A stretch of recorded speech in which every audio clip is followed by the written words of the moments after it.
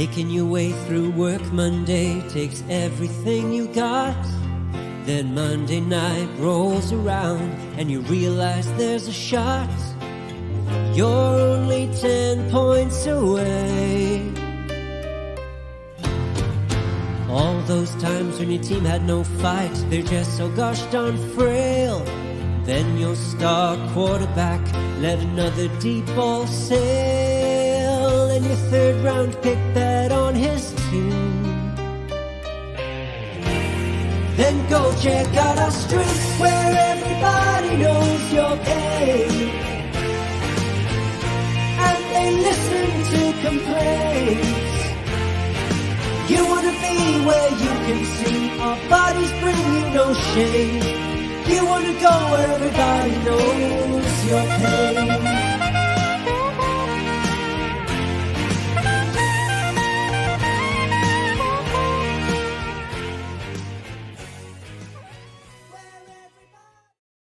Welcome into another edition of the Dad Bod Fantasy Squad. I am Rob, and I'm here with the one and only Mr. Rob Norton. How are we doing this evening, buddy?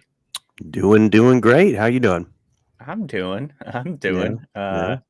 I was telling Norton pre-show here. I had a little eye injury Monday, hence the glasses. And I will be squinting and winking from time to time so I can read stuff because my eyes dilated and can't really see too well. So it's going to be a fun show. We'll get through it, though. Here for the people, right? You got to do it. Fighting through. This is like a Jordan. Yeah, I was gonna say this is like a Jordan flu game right here. A Jordan flu game, a Deshaun Watson broken shoulder game. You name it. The Dad Bod's here for you guys. But as always on Wednesdays, we got a fun episode for you guys. We are doing our waiver wire recap, our trade targets, who to buy, who to sell, and a little bit of those do you believe nows. So it should be a fun episode. I like these ones. I'm always excited for Wednesday episodes. But Nort, let's get into. We had a packed day of news, right? Yeah. So yeah, let's get into it. Like I said, the Deshaun Watson broken shoulder game. Deshaun Watson is obviously out for the remainder of the season. Broken shoulder. He's undergoing surgery to fix that to get right for the 24 season. And they announced that DTR is going to Dorian Thompson-Robinson is going to step in for him. At least for this week, and we will see what happens moving forward if they go out and get somebody, if they go back to PJ Walker. Everything's kind of up in the air for the Cleveland Browns, but massive news. What are your initial thoughts on this? Obviously bad news for the Browns skill players in general. Kind of just lowers the ceiling of every player, lowers the floor. Because obviously the expectation would be that we're not going to see as many yards. There's going to be more stalled out drives, less points. So all that goes down for Amari Cooper, Elijah Moore, and Njoku, Jerome Ford, Kareem Hunt. So it'll be interesting though, because I am glad that we're going to see DTR. I know it was a real rough game, but I'd rather see what he's got at this point. I was saying that because in a dynasty league, I have Deshaun Watson in a few leagues, and one guy offered me PJ Walker right when the news broke, trying to get whatever he could for him. I said there's zero. I was pretty confident that there's no way they were going to roll PJ Walker out. More maybe this week. I was expecting. I kind of thought he would play this week because it's the Steelers, and to throw DTR against a defense like that for his second game after what happened with Baltimore, I was like, I might just roll PJ Walker, try not to break the confidence. But I think DTR is the guy to go with. He's more mobile. And we've seen what PJ Walker does passing wise, and it's not great. So we can get into it a little bit later, but I'm not as down on like Amari Cooper because he did put up some numbers with PJ Walker, and Walker sucked. Like, if we're going to be completely honest about the situation, like Walker was not good at all, but Amari Cooper still had a pretty good role. Like, he was still a top 24 wide receiver. And there's one guy I'm very interested to see this week with DTR. I'm interested. And that is the rookie, out of Tennessee, Tillman. There was a great connection between DTR and Tillman in the preseason. There's kind of a history of rookie quarterbacks, rookie wide receivers coming in, getting that rookie minicamp together, kind of translating that into preseason, and then they grow a connection throughout the season. And I'm very curious to see how because now they're both in the starting lineup, right? So they're going to be together. And if there's a connection and there's a comfortability between the quarterback and wide receiver, that might be the guy he goes to more often than not. If he knows if they're on the same page with stuff. Right. Yeah, that definitely could be. You think in that case, Elijah Moore takes the biggest hit? I think he does. I think Elijah Moore takes it. Amari Cooper's still going to get his targets. Like he's the best wide receiver on the team. Obviously, he's one of the best in the league. So I still think Amari is going to be playable and be fine. I think Elijah Moore takes a massive hit. Njoku takes a pretty decent hit unless there's a very similar game plan to how it was this week against Baltimore, where they literally just peeled Njoku out time after time after time. It was something crazy. Like he had 61 receiving yards or maybe 58 receiving yards and like 2 air yards. It was like an insane number. It was like maybe 58 yak and 61 total was the number. Okay. Something along those lines, where it was a crazy stat where he was catching the ball at the line of scrimmage and running 20 yards like every play. It was insane. So Njoku will be interesting to kind of see how it goes. But I'm with you. I think Elijah Moore takes the biggest hit for me on this Browns team. Yeah, definitely has to. And the run game, I think is going to be, we might see 30 to 40 runs a game. Justin Fields is expected to return this week. I'm excited. I have a ton of Justin Fields too. It's been a bad year for my dynasty team QBs between Watson, Trevor Lawrence, and Justin Fields. That's true. It's been what are your thoughts on this? And do you think DJ Moore can get back to what we saw in that stretch of, where he was like wide receiver? He was wide receiver like 5 for a month or so. Yeah, I don't think he can get that level. I mean, obviously that was propelled by that one massive game. But even I was looking at it earlier because I have some DJ Moore. You and I have always been big DJ Moore guys. So, what's up, Albert? What's up, Albert? So, I do definitely love that Fields is going to be back because Bajent was fine. Like it was like it wasn't, but it was like. It was the same kind of thing. Like the ceiling was lowered. Obviously, with Fields, they're going to move the ball more, score more. There's going to give them more scoring opportunities. We saw DJ Moore and Fields really start to mesh for a while. Yeah. And even without that massive game, he had another like 30-point game and another one like 15 or 18 or something. He had a month span where he was really starting to get into that zone that me and you expected, right? Like right. The first month was the whole offense was bad. The first month of the season, then they started clicking. And it was mostly through the air, right? It was all air yards. It was all DJ Moore and Justin Fields really growing a connection together. And I'm excited. I'm excited to get them back. I'm excited to see if they can get back to where they were a little bit. The defense has been playing a lot better lately. So maybe they'll get some better field position, stuff like that, where I think this offense can maybe put up a little bit more points than we're used to the Chicago Bears putting up. But in general, it's a better situation for all these players on the Bears offense. Yep. Steelers named Jaylen Warren the starting running back over Najee Harris. We've been talking about this a lot. We both thought it was kind of a slow burn to this. So do you think it's going to be a 50-50 split majority, or do you think it's going to start trending Jalen's way? Yeah, so I mean, I saw this was kind of like the way that it happened was, I guess Jalen kind of said that Tomlin told him he was the starter. Essentially, he didn't actually start. I guess. And then it was really like a confusing situation, but they wanted to like reward him for his hard work and how much work he's put in and how well he's played. So they like named him as a starter with like the captain, so he can get his name announced and stuff. I don't really know.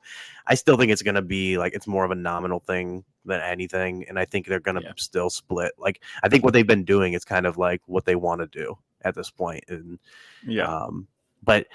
I mean, that's the thing is like Jalen Warren's kind of been that. I think we've been calling it, the flex with benefits, where he's like a flex worthy player, but with the benefit of being if Najee were to go down, he'd probably get a massive work share or workload.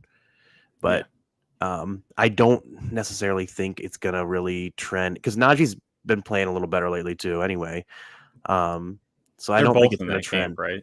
They're both in that camp of like, you can flex them. You're not excited about it. But if either of them are to go down, like the other one takes a big bump. The offensive line's been playing a lot better as of late. They're moving the pile. There's more lanes. I just think Jalen Warren seems to see it better and is more explosive. So that's why I'm higher on him than Najee. But we'll see. We'll see how that kind of pans out. It was pretty much a 50-50 split, except Jalen got more work in the pass game this week, which is kind of how I think it's going to trend. Yep, I'm with you on that. Yeah. Bills fire offensive coordinator Ken Dorsey, promoted the quarterback coach Joe Brady, so the guy from Carolina, the LSU young up and coming coach that really sputtered in Carolina. But do you think this is good or bad for the Bills? I guess technically probably good, but I don't think it's gonna be like from what I had read, and one of my buddies was actually shared some stuff that like Ken Dorsey was actually like the Bills actually had some pretty decent underlying like metrics, and it wasn't really like Dorsey necessarily. So I think no matter what, they're going to trend up, whether they kept him or not, and he just kind of became the scapegoat at this point, I think. And I think what's going to happen is they're going to trend up regardless, and he's just going to look bad. You would hope. Like, you would hope. Yeah, and it's going to look like the right move. But I think it really just comes down to Josh Allen and Diggs getting on the same page. And, I mean, I don't know. I think it's technically maybe just a good thing, just from the sense of maybe it's like almost like, okay, we're holding this guy we're holding him accountable. Everybody needs to be held accountable. Anyone can go, like, get your act together, kind of thing. Yeah, so, it's interesting. What's your thoughts? It's interesting. We'll see how it plays itself out. You have a head coach who is calling the defensive plays, right? So to fire your offensive coordinator who is controlling the entire offense is a little crazy to me midway through the season with a team that has Super Bowl aspirations. Right. Maybe it's just to kind of get a shot in the arm for this offense to kind of hopefully it gets them rolling. Because at the end of the day, this wasn't working this year. So you would just hope it would kind of jumpstart everything, but I don't know, man. I'm nervous. I'm nervous about it. So we'll see. We'll see how the offense as a whole changes, if there's any different sort of things they incorporate. But we'll see how it plays itself out. The Jets released Michael Carter. Interesting news, but I don't think it's too noteworthy for fantasy football purposes. And then this one sucks. Leighton Vander Esch out for the season and possibly career with a neck injury. It just keeps happening to him with these neck and spinal injuries. Great player, great middle linebacker. Sucks to see. Yeah, it really, really does. He's been awesome for them, and their defense has been awesome in general in fantasy too. And they've taken some blows. Yeah, they really have. So it'll be interesting to see if they're the same kind of like fantasy defense that we've grown accustomed to in the first half of the season and down the stretch here.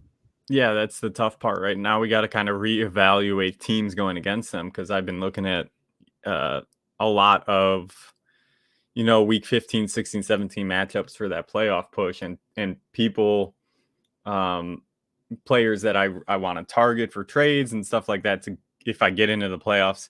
I think they're going to have a good schedule to kind of propel them through the playoffs. And the Cowboys, was one of those defenses that I circled where I'm like, I kind of want to stay away from them if possible. I don't want to have, especially running backs, stuff like that. But we'll see how it plays itself out now without, they're going to lose their middle linebacker.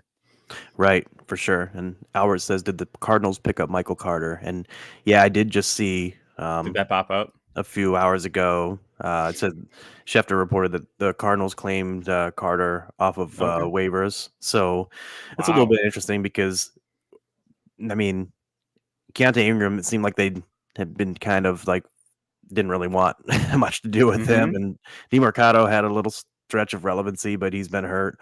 Connor is obviously the workhorse kind of guy there, but we know Connor isn't known for durability. So he definitely has more relevancy with the Cardinals than he did with the Jets. So are you picking him up?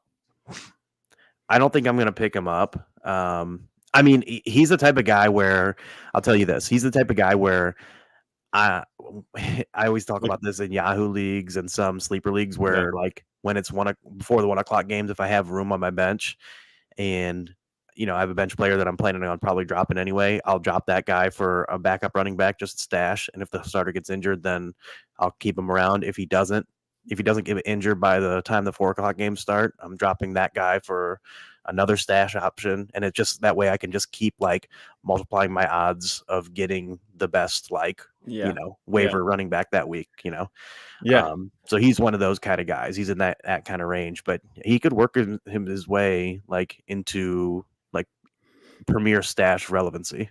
Yeah. It's tough to see him doing anything this week. But you definitely he's an interesting player now that he's on the Cardinals. Like you'd want to get ahead of the curve before he has a game that he pops, right? Like you'd want him on your bench waiting for that game. It's interesting. I'd have to sit back and think about it. But again, Kyler coming off the ACL, you get a quick running back out there that can kind of help alleviate just quick dump off passes to him. James Conner, he's good, but we know he's older. He's not as durable. He's not as quick as he used to be. So we'll see. That Cardinals offense is starting to become interesting for fantasy football. Trending up. Nort, I think it's time. Do you believe now? Let's get into it. I'm coming in blind on these again. Coming in blind. Me too. Trust me. One eye up. Justin Fields versus Josh Dobbs. Who you got? Who you like? Where are you feeling? Toronto Dave, what up? What's up, Dave, our boy? Man, this is it's an interesting one. You never thought you'd be saying this before the season, right? Fields is like almost a borderline top 5 guy. Dobbs is not even on the radar. Now here we are. I wanted to get your gauge on Fields coming off this injury. I would still take Fields in this. I like what I've seen from Dobbs. The thing with Dobbs too is I like where he's at now opposed to like before.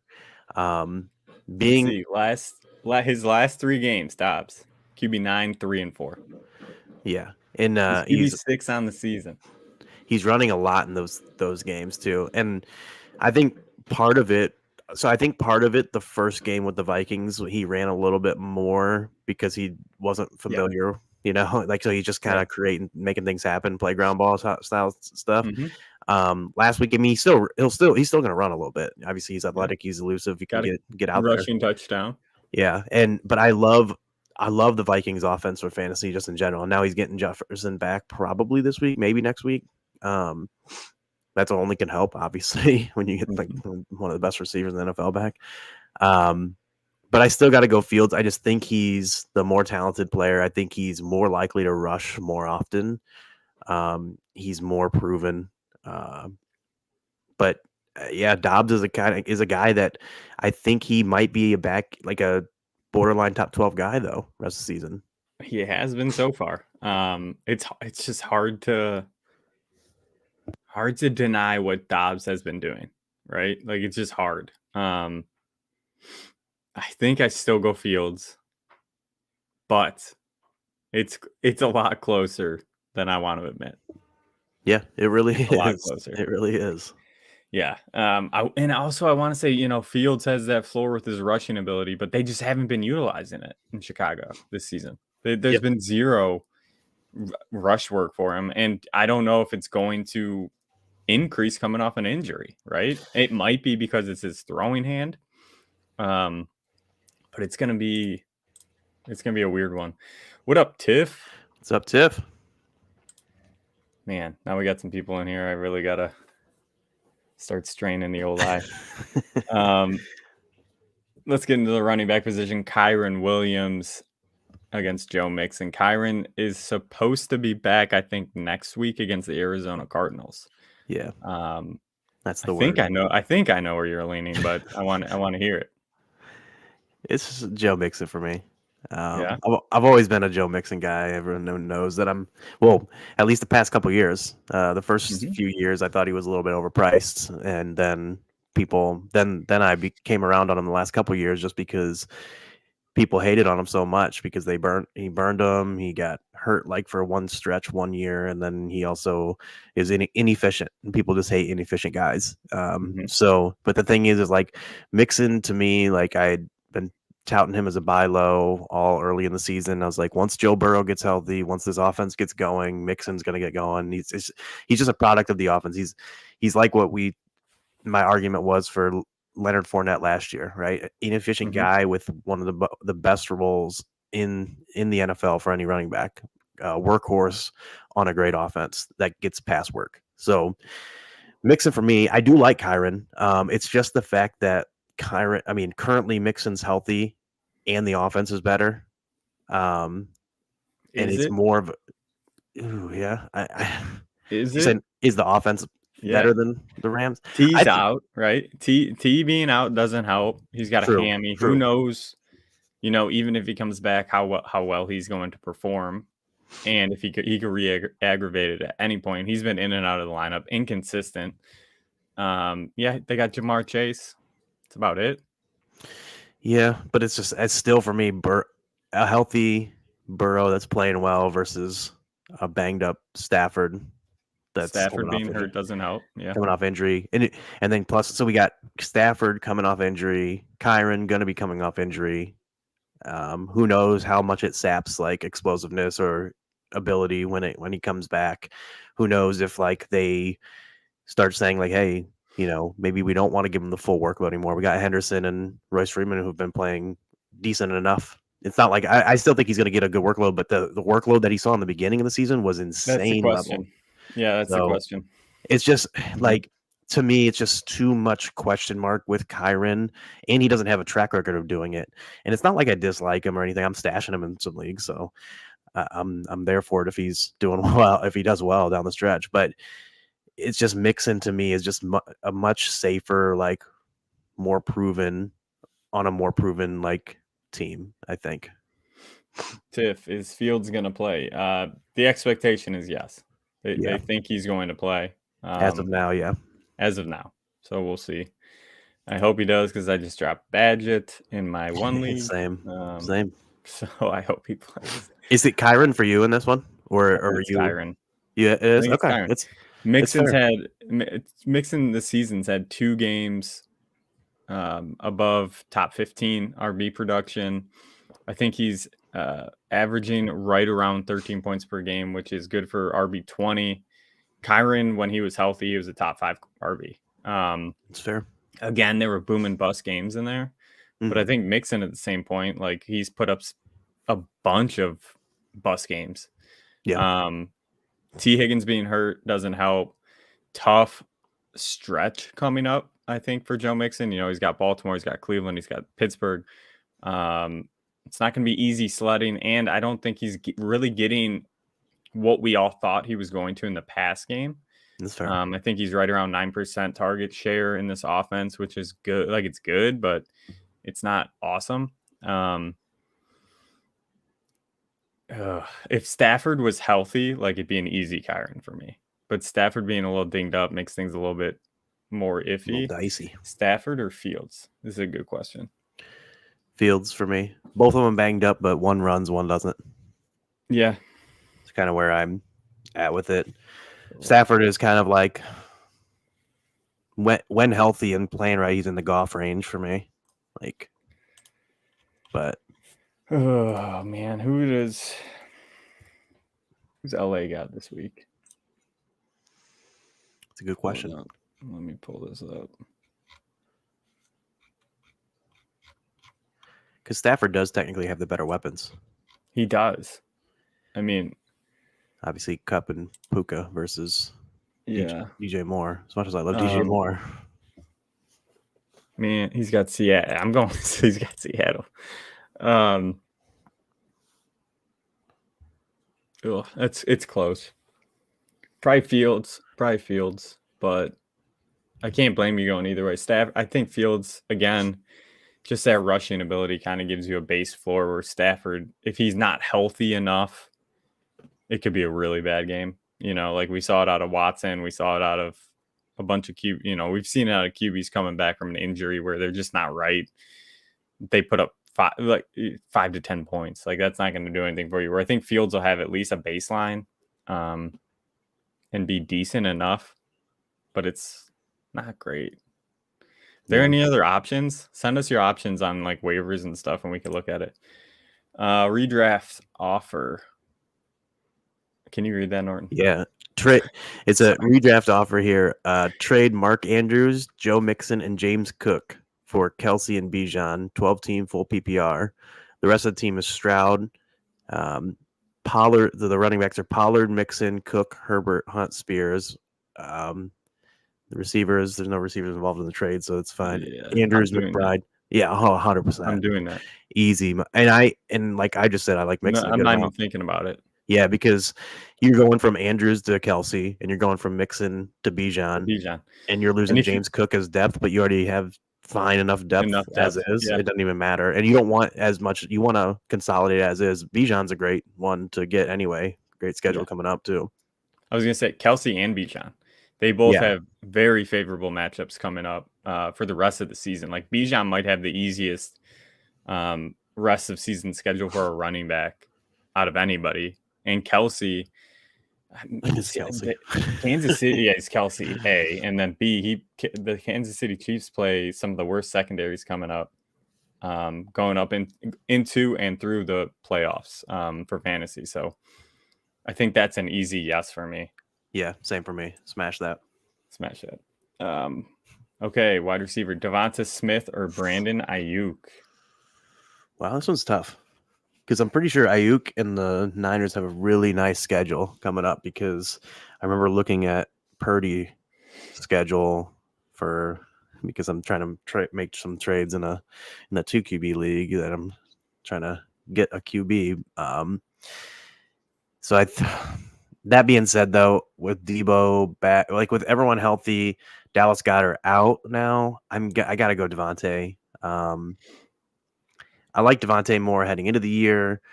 Now Devontae's situation to me is even better than before, whereas Ayuk is getting worse to me because with players getting healthier.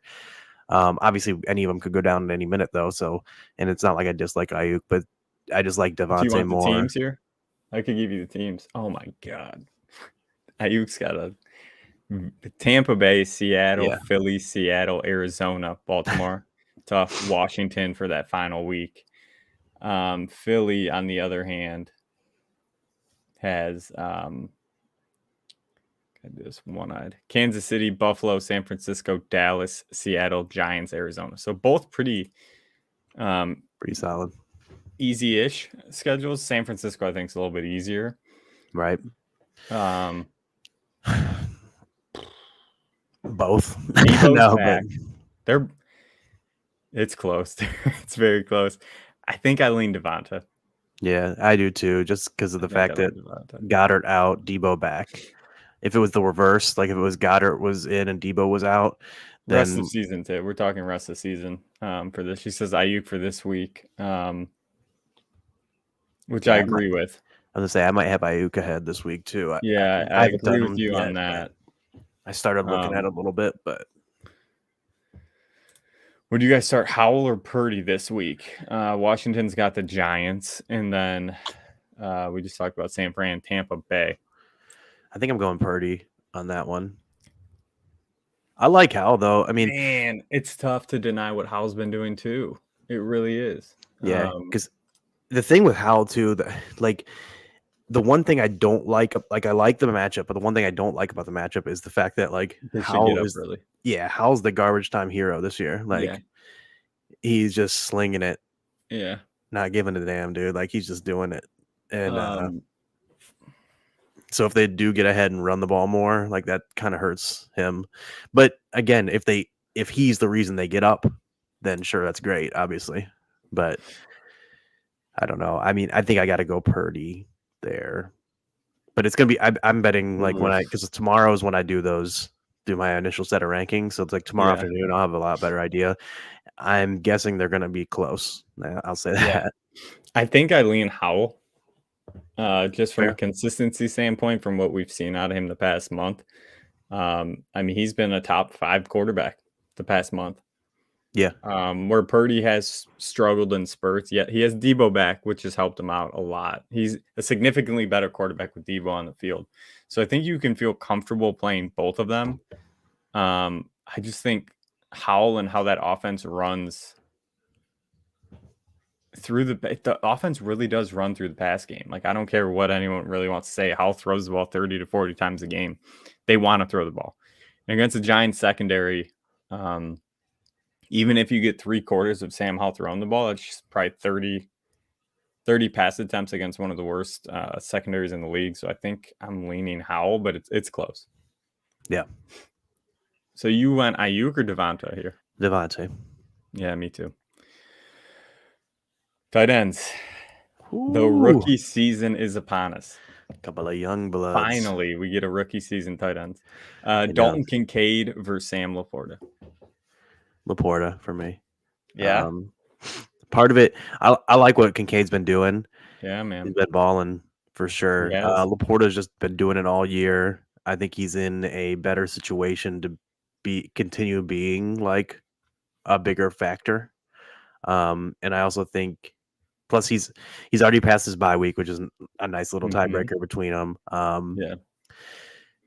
Yeah. So I just think Kincaid has more of a possibility of falling off. I guess just because we saw it that he wasn't like that in the beginning of the year, and if Dawson Knox comes back and they kind of use him more, just because I mean I wouldn't want it, right? Like you don't want to see it. Not good. They seem to really love Dawson Knox just from a real football standpoint. And the offense standpoint. hasn't been clicking without him, right? The offense has been just off since Dawson Knox got hurt. I was gonna say he's the key to it all. That's crazy. All the people, Dawson Knox is the linchpin of the Buffalo offense. Yeah, I think I'm with you. I think I'm Sam Laporta here. He's proven it.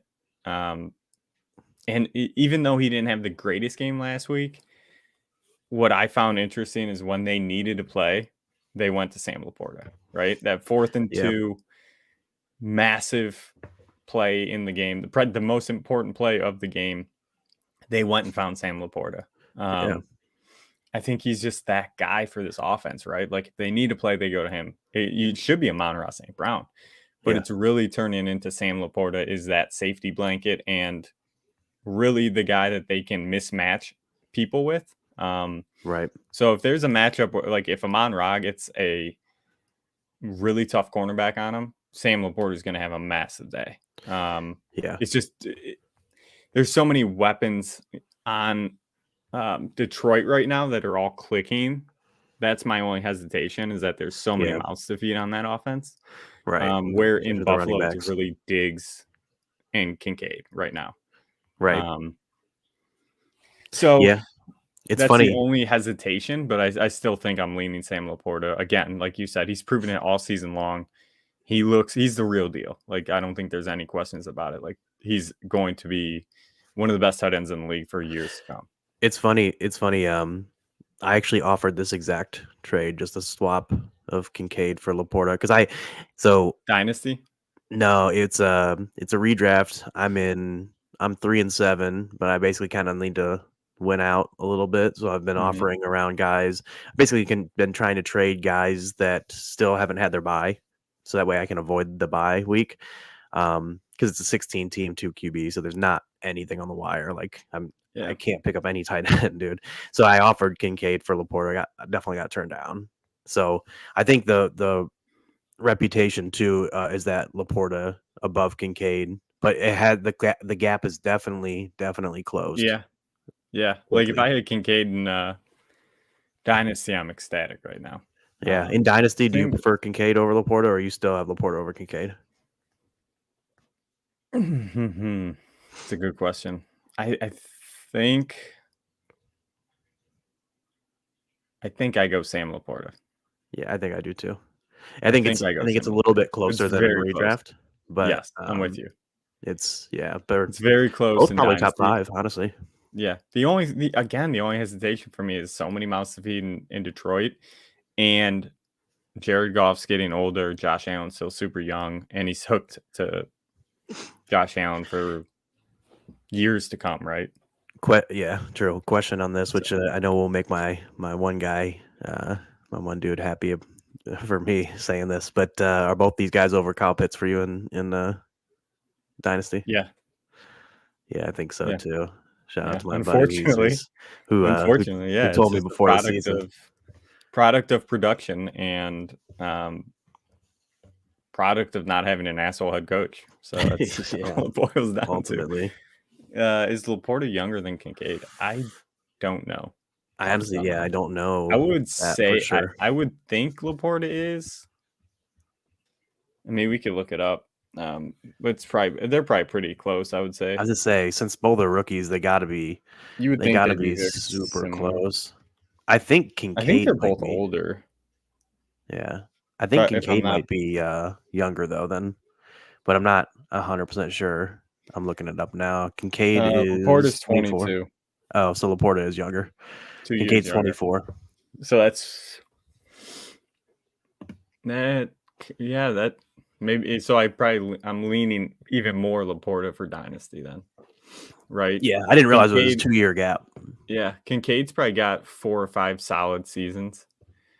Top 5 tight end production. Kincaid. Sam Laporta could have 8. Like there's a real possibility of that. I know a lot of people have Laporta as tight end 1 Dynasty. I can't blame them. Don't hate it. Yeah, I don't hate that at all. All right, Nort. Waiver wire finds. Who are the guys you went out and spent some fab on this week? Yeah, so my 2 guys that the main 2 guys that I put waivers and fab on this week were Devin Singletary and Ty Chandler. Singletary was already a little bit more roster, so he was a little bit more of a situation of like if he kind of got overlooked. Because I actually started him in a bunch of leagues last week. So I already had him on the squad. Yeah. Nice. But Chandler was kind of the main guy, I guess. I would have went even more aggressively after Chandler if Madison was out longer. I would have been really going for it. Chandler was a guy I'd been like, kind of like the Michael Carter, where like super low roster guy, but worth a stash because he would probably get a good amount of work if he, when we talked about Carter earlier as like a deep league kind of stash situation, and Chandler's kind of been that guy. He started getting a little bit more work as is. He definitely, I don't know about you if you saw any of him, any clips and highlights of him, but he seemed like a lot more explosive than Madison. He is. So there's no doubt. Like Madison doesn't have that burst, man. You can see it. Yeah. So those were kind of the 2 guys. There's a real possibility. Sorry to jump in here, but I mean, there's a real possibility for Ty Chandler to just take the job. Right. No question about it.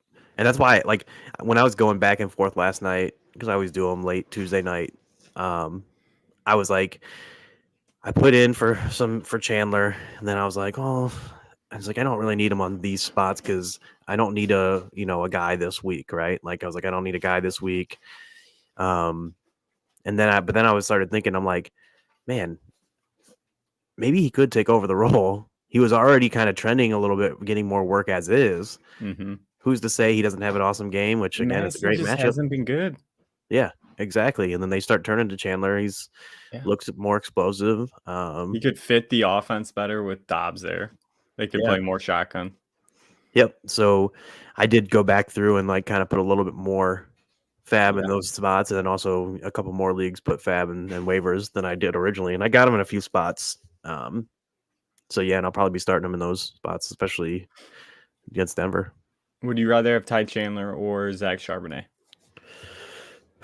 Gosh, man, this is going to be the super most cop out answer right here. But if I need someone rest of the season, I probably still would rather stash Charbonnet. But if I need someone this week, Chandler.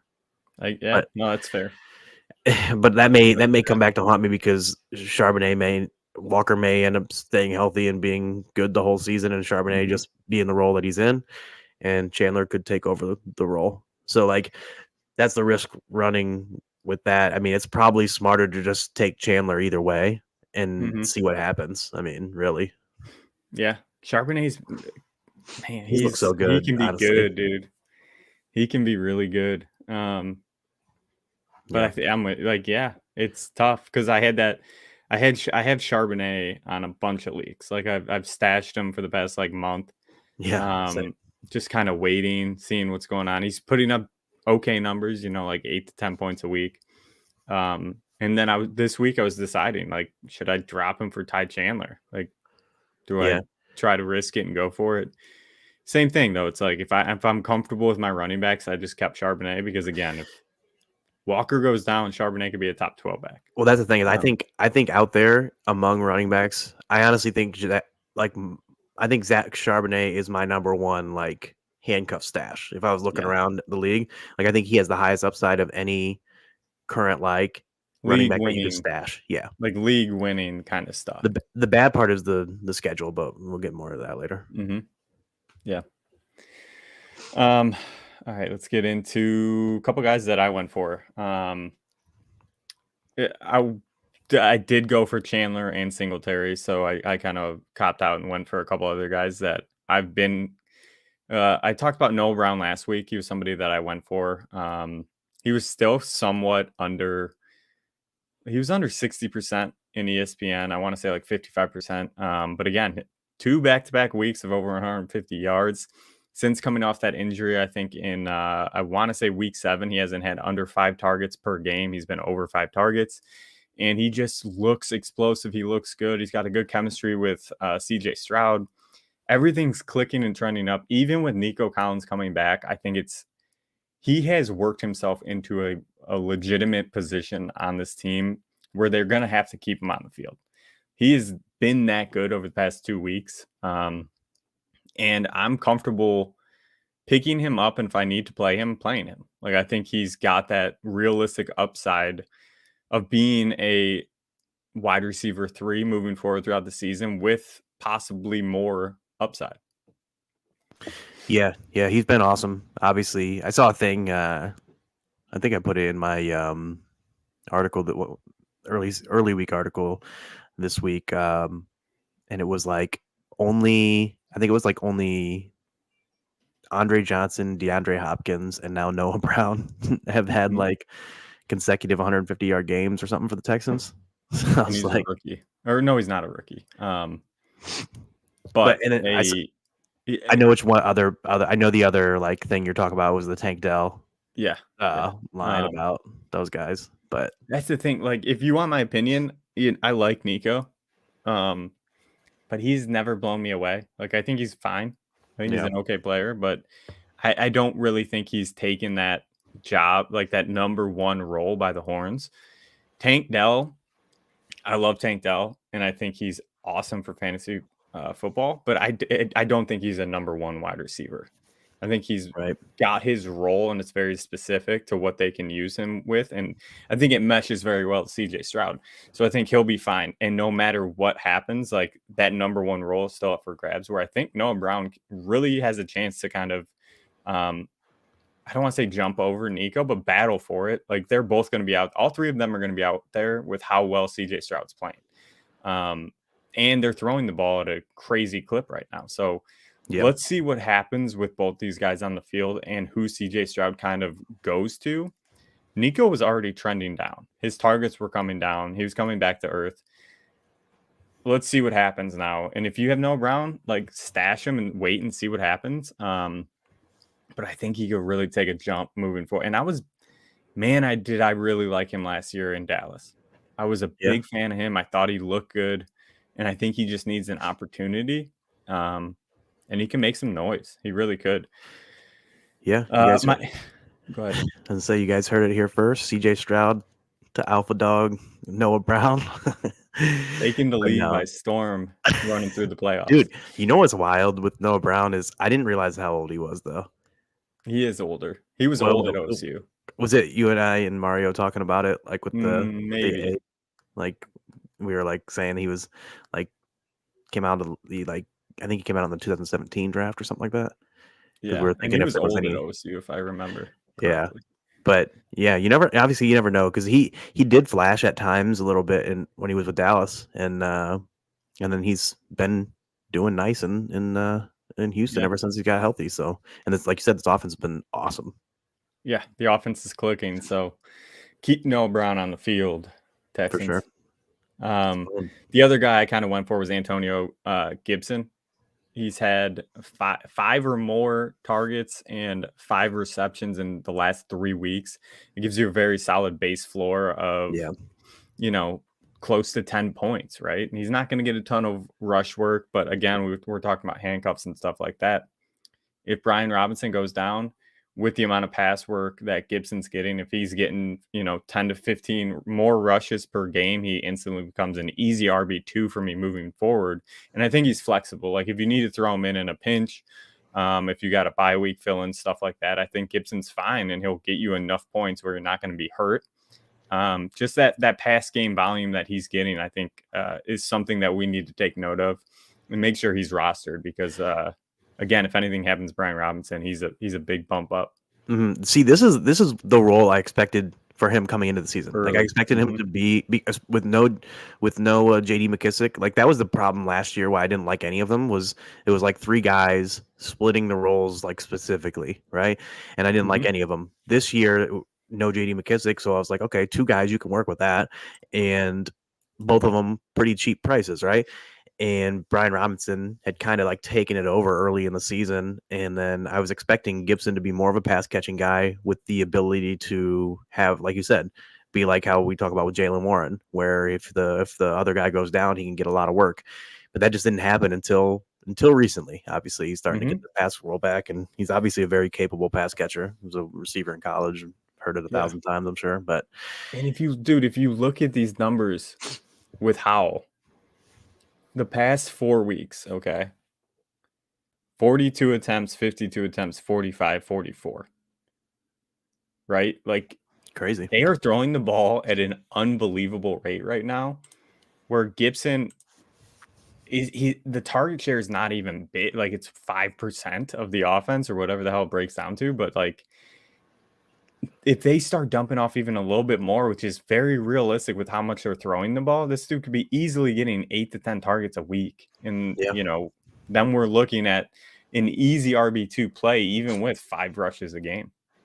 I agree. And he's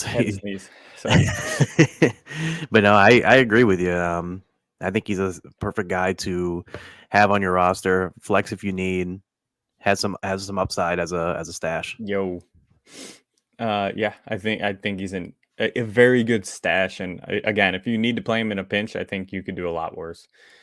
Nort, some buy sell trades. Who is a player that you are actively trying to go get? First guy up, big dog, Derrick Henry. We're right in the middle of November, right on our way. Only a couple weeks away from December, baby, and he's coming for it. Everyone's kind of down on him, I think, compared to he's got what he's been. Matchups. The matchups are insane. I mean, doesn't have a tough game left on the entire schedule. He gets to face Panthers, Colts, and Seahawks, all bottom 5 rush defense. Also gets the Texans twice in weeks 15 and 17, which And they've been Seattle. better a little bit. Yeah, they've been better a little bit, but they're still mid pack. It's not like the only time I really like fear a matchup is if it's like one of like the 3 to 5 most stingy. Like, you know what I mean? Philly, Cleveland, Baltimore. Yeah, like truly elite kind of things. Maybe Tampa gets thrown in there a little bit sometimes, depending on the guy. But like with stud guys that get a lot of work, they can overcome any matchup. And then, like I said, Houston is not one to fear. So, and he's historically just destroyed Houston. I mean, it was like 200 plus in like every game. So like, I do think he's a great one to go after. Already had his bye. And again, just the matchups are so great. He's still getting a lot of work, which also low key Tajay Spears, our guy, is such a great stash too. Because if he happens to go, if Henry does happen to go down, Spears is insane, it, dude. might be the best stash with between him and Zach Charbonnet. Charbonnet. I think those are the two that you want.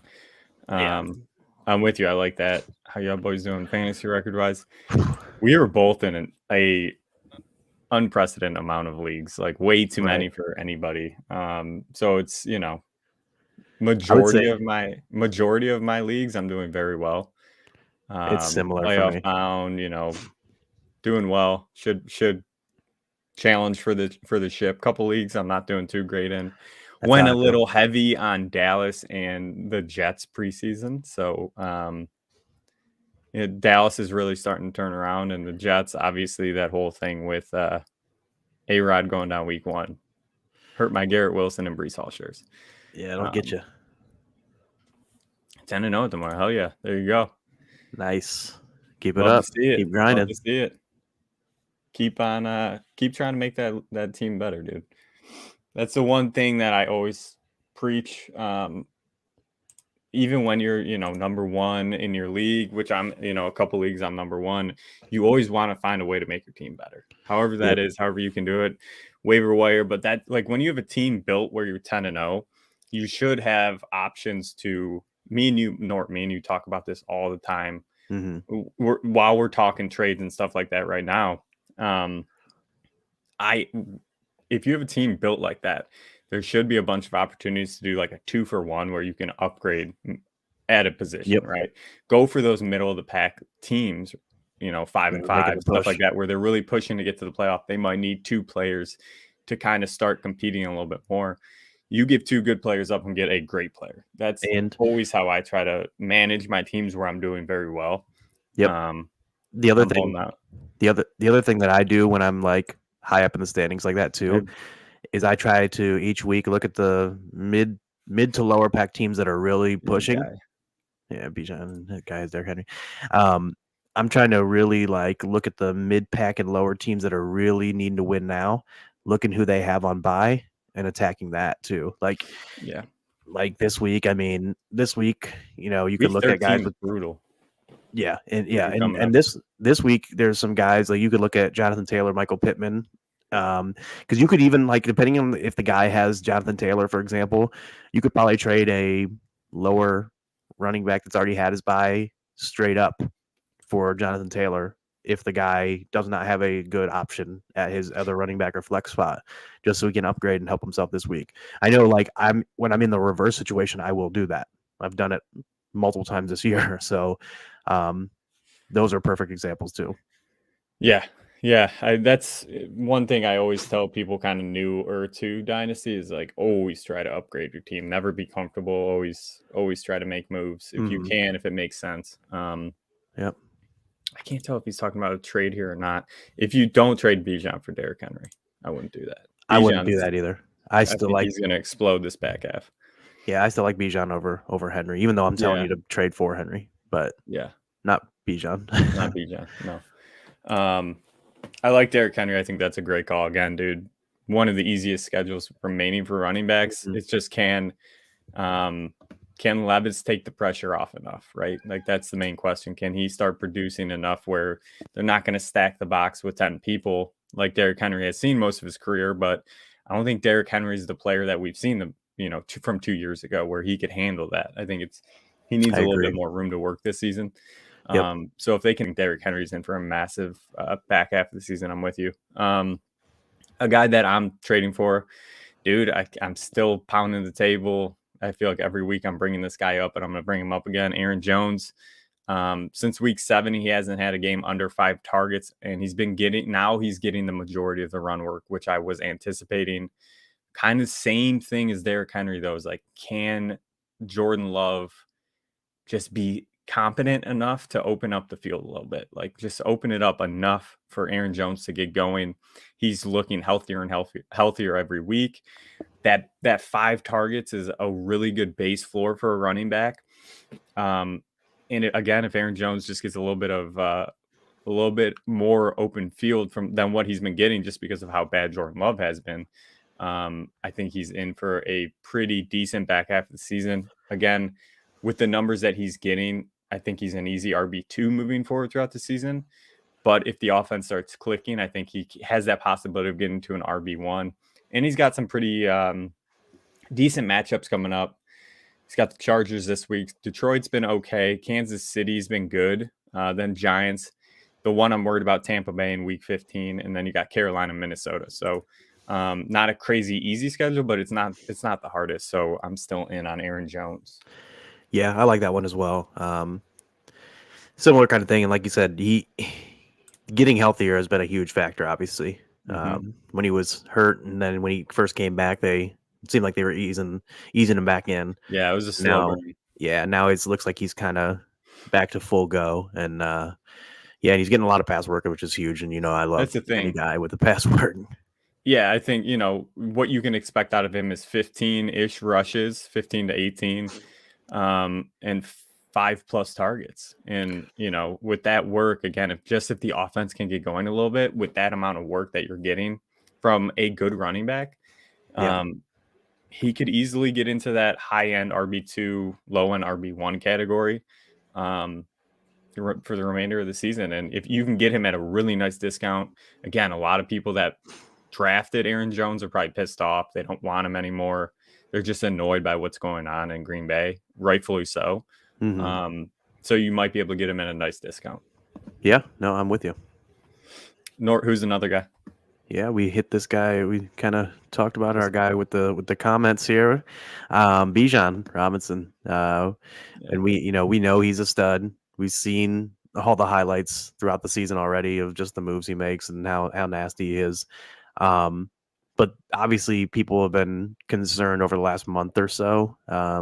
Week 7, I think it was the headache game, headache gate out there. Then the next 2 weeks, he only had 11 carries each week and 2 receptions total in those 2 games, which was a weird usage again. Last week, he finally started getting the big workloaded. But I think people are still skeptical because of Arthur Smith, because of what we've seen from him. Like it's so sketchy. And on top of that, he's on his bye this week. So any fantasy manager that's like I mentioned before, any fantasy manager that is 5-5 or 4-6 or whatever, and they're needing to win, this is the time you can go get them. This is probably, I know this is Yahoo's default trade deadline week. So yeah, it's a perfect chance to go get Bijan. Down the stretch, he faces Panthers, Colts, and Bears in the fantasy playoffs. So that's really 3 nice matchups in a row in the fantasy playoffs. So Bijan is a guy for me that could be just an absolute monster because we've seen the type of upside he has. If he starts getting a massive role too, like he could be insane. Yeah. Even before that, he's got San Francisco and Pittsburgh. Pittsburgh, I'm not worried about. Oh, wait, no, that's Arizona. I'm sorry. No, he's got the Saints and Jets in Tampa. So those are 3 tougher matchups. But he's too good. He's just too good not to Yeah, he really is. Just give him the damn ball. That's what I'm saying. Just give him the damn ball. Do the right thing, Arthur. Do the right for once in your life, Arthur Smith. Do the right Jesus. thing. I love it though. Yeah, hey, Bijan, if you can get your hands on him, go get him. My next guy is Michael Pittman. If you can afford to try to take advantage, again, he's on bye week this week, just like you were talking about with Bijan. Send some offers out. Take advantage of people needing a win. If you can afford to send something and let Michael Pittman sit this week, I would do it. He's wide receiver 11 right now, 3rd in targets, 8th in receptions, 3rd in red zone targets. The one thing that's holding him back from being like a top 5 wide receiver is he only has 3 touchdowns, even with being 3rd in red zone targets. I think that number is going to kind of stabilize and get back to normal a little bit. I think that should bump up moving forward throughout the season. And this offense should be better with JT back in full go. He's really starting to hit his stride and get back to the JT of old. So as a whole, this offense should be better for them to have more scoring opportunities. And if Pittman's getting that amount of red zone targets already, should only increase. And that touchdown number should jump up a little bit. And Pittman, by all accounts, man, most people were off of him coming on into the season, just with Anthony Richardson coming in, a changeup of offense. I've been saying this for the past 6 weeks or so. Steichen is a mastermind of offense. Like, he is unbelievably good at calling plays and scheming up good players. It's Pittman, JT, and they're getting Downs involved. But Pittman is that main wide receiver 1 for this offense. They're going to get him involved and use him in creative ways. And we've seen it. Like, the guy is just good. So if you can afford to go out and spend, I think he has the potential to be like a top 5 wide receiver for the rest of the season. I love it. So I have a interesting one here for you. Who do you prefer, Pittman or DJ Moore rest of the season? DJ Moore, you said? Yeah, DJ Moore or Pittman. I got to go Pittman. Yeah, I sent out it hurts me to say it, but I know. I sent out an offer today in one of my leagues to a guy who's 4-6, has Pittman. Obviously has Pittman on a bye. And he doesn't have a great third receiver and flex option, so I offered him DJ Moore, basically, essentially for Pittman. But I also tried to get Lamar Jackson, and he has Lamar and Kyler. He has both. So, and I offered him DJ Moore, Devin Singletary, and Gus Edwards. And like I said, he doesn't have great options. He's 4-6. I don't know if he's going to do it, but even if he declines, I'm probably going to then offer the same deal just with Kyler instead of Lamar. Thinking maybe if that, which I'm fine rolling the dice with Kyler. You know, he looked good.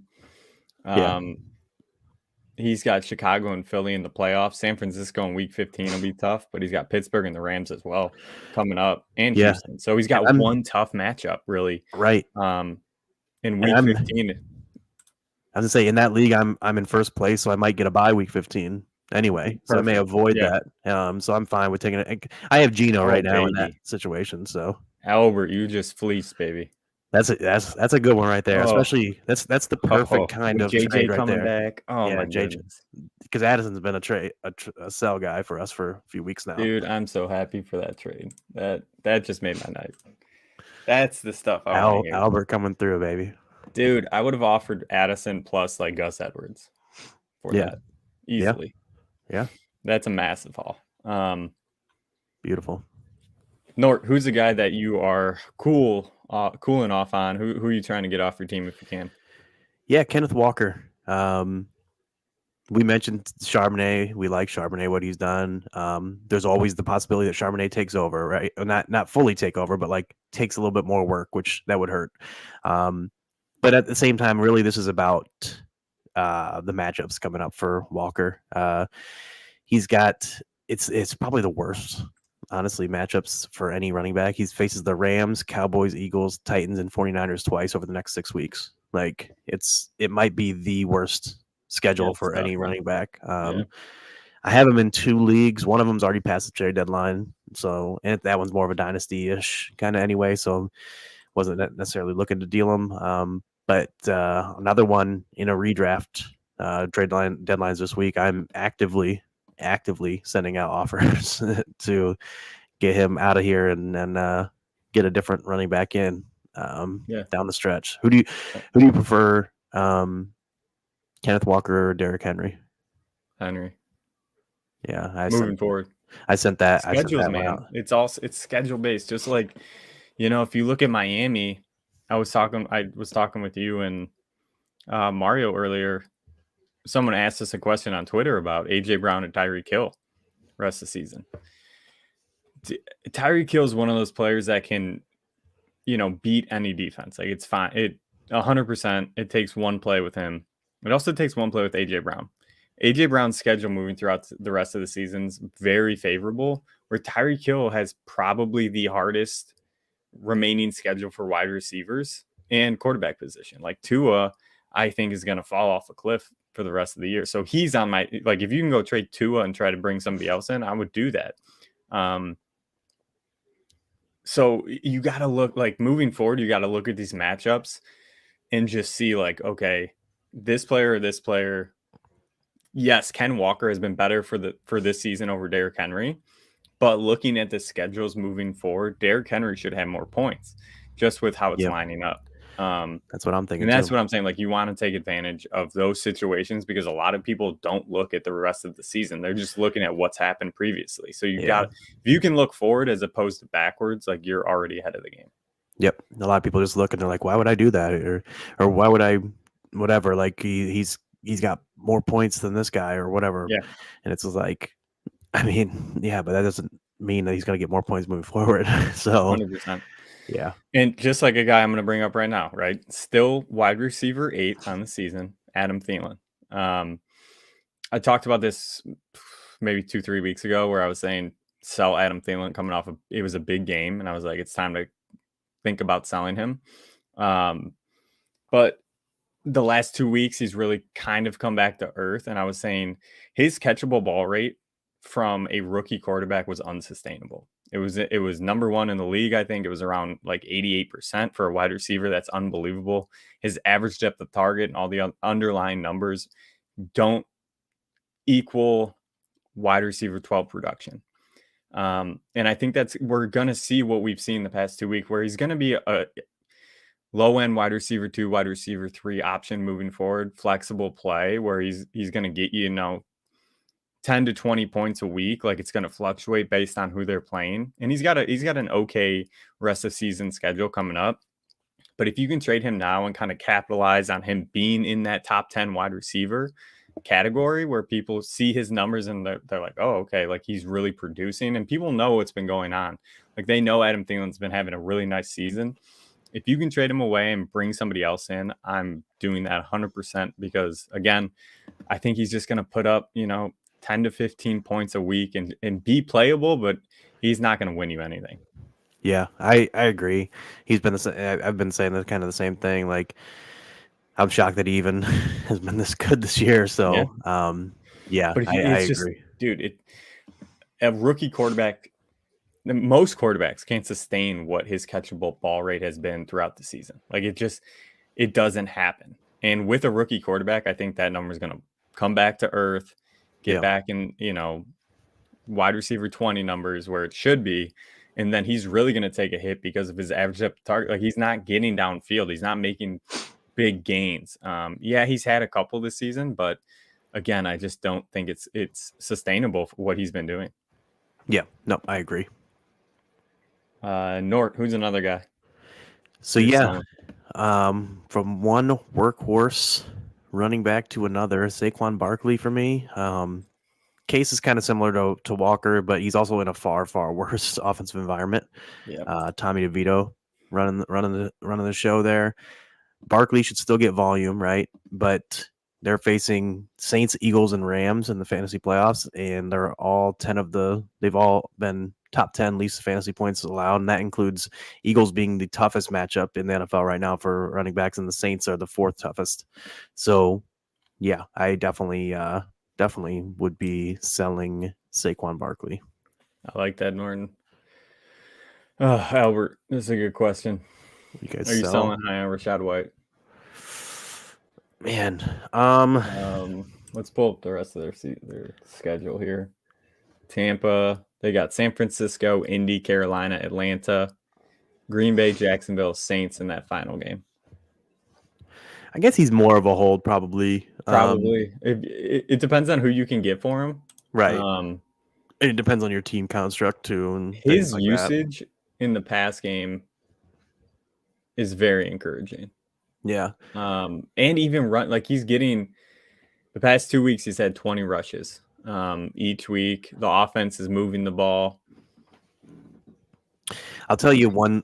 So By holding. I'm more of a hold than sell at this point with him, but I will tell you one league that I have him in is like a 10-team league, and I'm loaded in that league.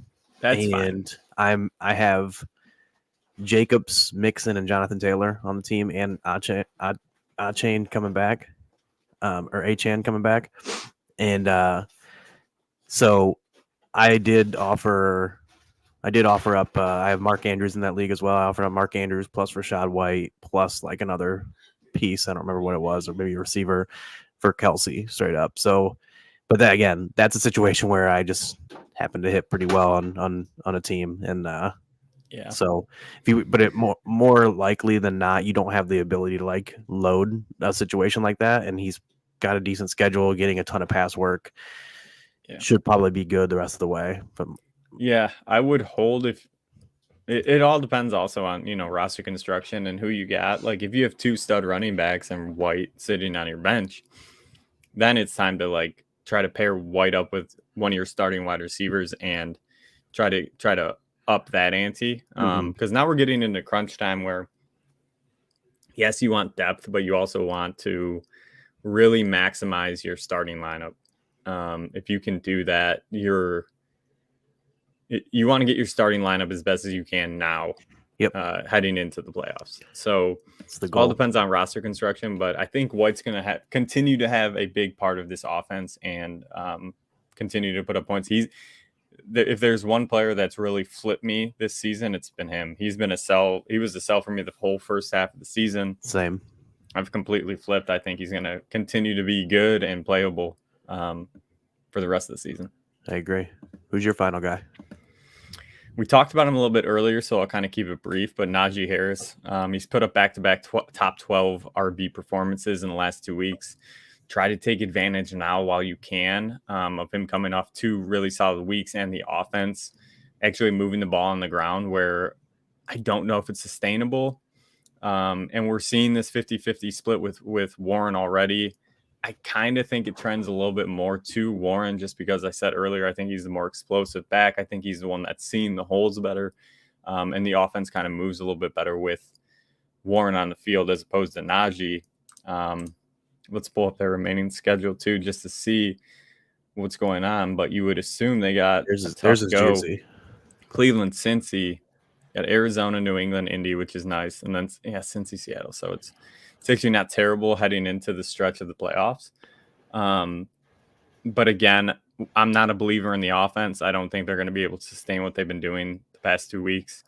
And with that, I think if you can capitalize on Najee putting up 2 really nice performances and again, maybe a 2-for-1 Najee plus a piece to upgrade your running back position, that's where I'm leaning.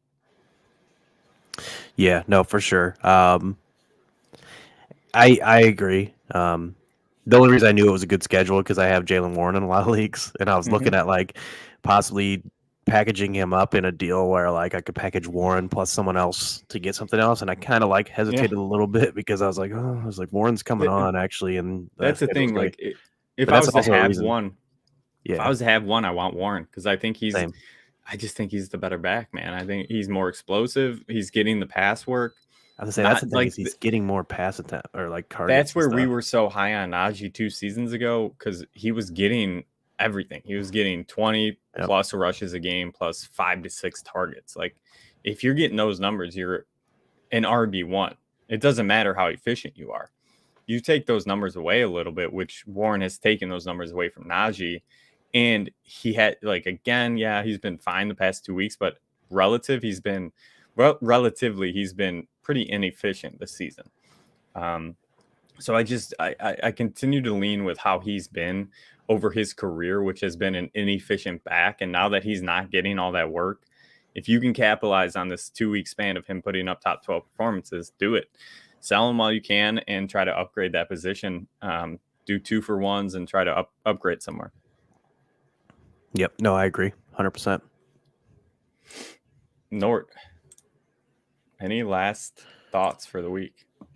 I'm just throwing that one up there again. Just traded. It's so nice. We want to see it twice.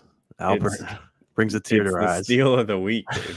I wish I had that. Go out there and find Albert. Get him on the phones. Obviously, this dude can negotiate deals, so he could be the mediator for everybody at the Dad Bod Squad.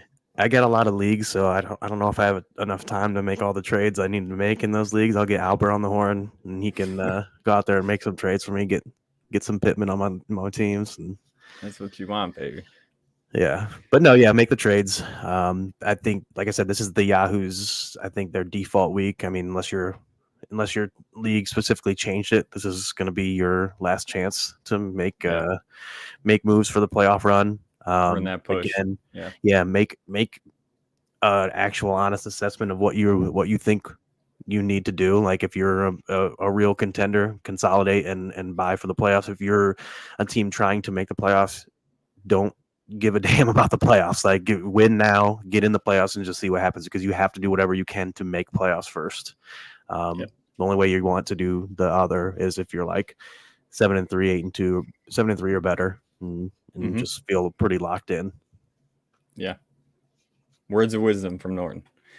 We'll get you guys out of here. We'll be back tomorrow at hour before kickoff. Join me and Mario to get you ready for Thursday night football. And then we will be back as always Sunday afternoon, hour before kickoff, for any of those last minute start sit questions. So hop in, ask questions. We're here for you.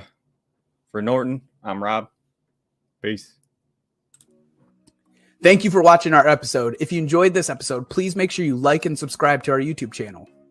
If you aren't already following us on Twitter, check us out at DadBodFS. We'll be posting all of our best clips and videos to all of our social media: TikTok, Instagram, Twitch, Facebook, YouTube. You can find us on there at DadBod Fantasy Squad. Lastly, if you'd rather just listen, we make sure we post our audio of each episode on all the major streaming platforms. Stick with us all season long so together we can count our trophies and not our calories.